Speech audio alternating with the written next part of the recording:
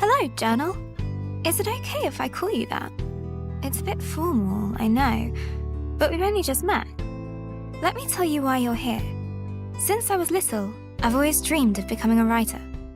That's why Gran gave you to me. She always talks about little acorns growing into big trees. Although I think she's trying to make me feel better about my height.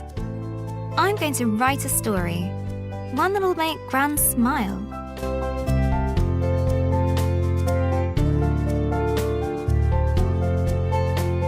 I want her to be proud of her little acorn.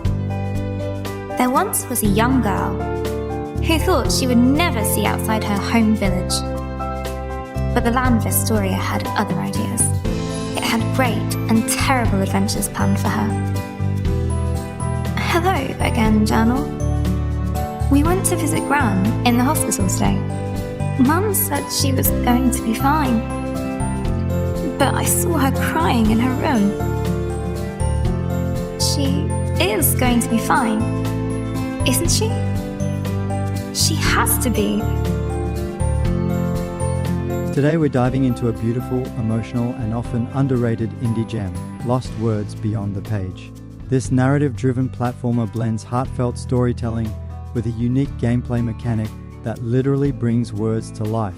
But is it worth your time? Let's find out. Lost Words Beyond the Page was developed by Sketchbook Games and published by Modus Games. It first released in 2020 and has since become available on multiple platforms including Switch, PlayStation, Xbox, and PC. It's a game that tells two stories at once, one of a young girl named Izzy who's dealing with a personal tragedy, and the other of a fictional world she creates as an escape from her grief. Let's start with the story, because honestly, it's the heart and soul of this game. You play as Izzy, an aspiring writer who uses her journal to express her thoughts and cope with real-life events. Through her journal, we witness her emotional journey dealing with the illness of her beloved grandmother. But that's just one layer. The second story is a fantasy adventure she writes, featuring a young heroine you control. This fantasy world reflects Izzy's inner struggles. Think of it like a metaphorical mirror. It's clever, touching, and at times, truly heartbreaking. The writing is excellent. Izzy's voice feels authentic, like a real kid trying to make sense of the world. The way grief, love, and resilience are explored makes Lost Words stand out from other platformers. It's not just a game, it's an emotional experience. Now, let's talk about the gameplay. Lost Words is part platformer, part visual novel, and part puzzle game. In the journal sections, you move Izzy's avatar across her written words, using them as literal platforms to navigate the page. Sometimes you'll rearrange sentences, choose dialogue options, or use words like rise or break to affect the world around you. It's simple, but very creative. Then there are the fantasy world sections. These play more like a traditional 2D platformer. You run, jump, push objects, and use magical words to solve environmental puzzles. These words are kind of like spells, for example, using repair to fix broken bridges or ignite to light torches. Gameplay-wise, it's not particularly challenging, but it's not meant to be. The focus here is on immersion and story, not hardcore mechanics. That being said, the use of words as tools in both the journal and fantasy world adds a really fresh and clever twist that keeps things engaging throughout. Visually, Lost Words is absolutely gorgeous. The journal sections look like hand-drawn artwork come to life, with sketches, smudges, and expressive flourishes that make it feel deeply personal. The fantasy world is vibrant, colorful, and dreamlike, filled with flowing waterfalls, magical forests, and ancient ruins. Every new chapter introduces a slightly different aesthetic that helps keep things visually fresh. And let's not forget the audio. The narration by Izzy is superbly delivered, bringing real emotion to her words. The music, composed by David Housen, is soft, melancholic, and uplifting all at once. It supports the emotional beats of the game perfectly.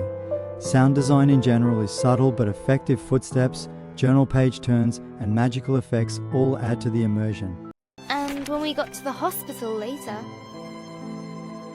Gran was sitting in a chair and looking out the window. She was smiling. So all the things I've been doing have been working. I just have to do more. Lost Words is relatively short, Most players will finish it in about 4 to 5 hours. There are some dialogue choices and journal entries that can change slightly depending on your decisions, but it's not really a game you play multiple times for different outcomes. That said, its emotional impact tends to linger long after the credits roll, so while replayability is low, the experience it offers is definitely meaningful and memorable. Lost Words is one of those special games that shows how powerful interactive storytelling can be. It's not about high scores or tough enemies. It's about empathy, healing, and the creative power of words. It's accessible, family-friendly, and suitable for gamers of all ages. If you're looking for something emotionally resonant, artistically unique, and unlike anything else you've played recently, give Lost Words a shot. It might just surprise you. Thanks for watching. If you have played Lost Words, please share your thoughts in the comments. Did it resonate with you emotionally as it did with me? If you have not yet played it, is it now on your list of games to explore? Don't forget to like this video for additional indie game reviews and story-driven content, and activate the notification bell to stay updated new uploads. Until next time, take care guys.